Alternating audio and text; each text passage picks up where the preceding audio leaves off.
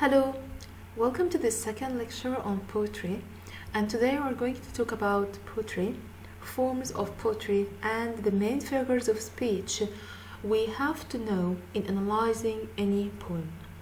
First, poetry is one of the forms of literature. It's different from prose writing in its physical structure or physical shape or way of delivering the message to the readers and its tone. The author of the poetry expresses ideas, feeling directly to the reader. Such ideas or feelings or emotions are expressed through the use of images, symbols, metaphors, and other figures of speech. T.S. Eliot adds that poetry is not an assertion of truth, but the making of that truth more fully real to us. So, poetry uses connotation, mediation, metrics, music, aesthetic, and tactic, imagination, and feeling, and visible shape. Poetry is a conventional form of art where one can find aesthetic pleasure and knowledge expressed in a beautiful language, thought, form, emotion, and rhyme.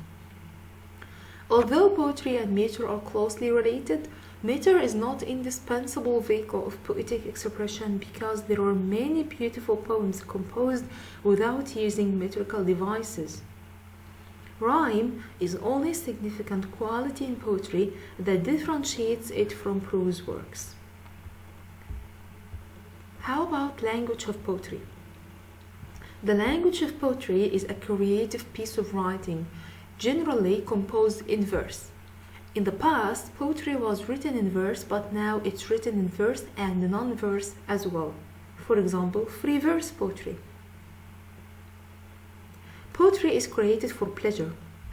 The aesthetic satisfaction is related to poetry. The language of poetry, thus, is special and different than the language of any other text or daily use of language, and this is why the poetic language consists of rhymic words, rhyme, rhythm, meter, diction, tone, music, alliteration, assonance, etc. So, poetry differs linguistically from the usual or standard form of language. Poetry recognizes syntax, invents its own vocabularies, freely mixes registers, and creates its own punctuation. How about the forms of poetry? Regarding forms of poetry, different scholars have viewed poetry in different ways. It has again different forms. Form, as a general idea, is the design or the shape of the thing as a whole, the figuration and the configuration of all its parts. 1. The epic. Epic is a long and narrative poem on a grand scale about the deeds of one or more heroes. The events of the epic may have been magnified by the tradition and the poet's own imagination, and it's all history, like the siege of Troy. The ballads. Ballads are simple songs or poems, especially that tell stories of unhappy love or domestic tragedies, especially family feuds or outlaws and rebels and historical events. Ballads represent the form of narrative poetry. The lyric. The term lyric has been derived from Greek word lyre, a musical instrument. Lyric was sung by a single voice to the accompaniment of a lyre. Lyrics are short poems expressing direct personal feelings. The odes. An ode is a long lyric poem, serious in subject, elevated in style, elaborate in syntactic structure. There are only 3 types of odes. They are regular, irregular, and Horatian ode. These types of poems are always composed in praise of something or someone. The elegy.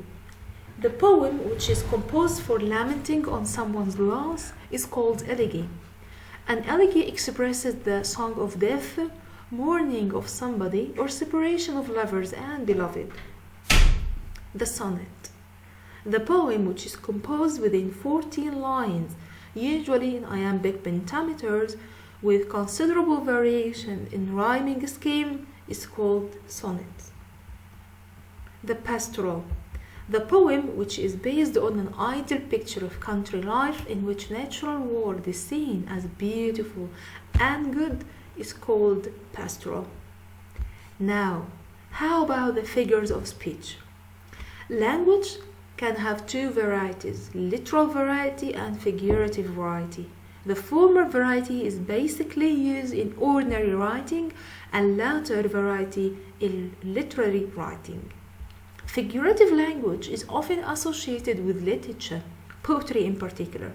But the fact is, whether we are conscious of it or not, we use figures of speech every day in our own conversation and writing. Figurative language has the use of figures of speech, metaphor, metonymy, simile, oxymoron, paradox, and so on. Such devices of figures of speech make language beautiful, connotative, and effective and elevated. Classification of figures of speech. This table elaborates the main classification of figures of speech. For likeness, we use simile, metaphor, parable, allegory, vision. For association, we use metonymy, appellation. For arrangement, we use parallelism, reversal, and so on.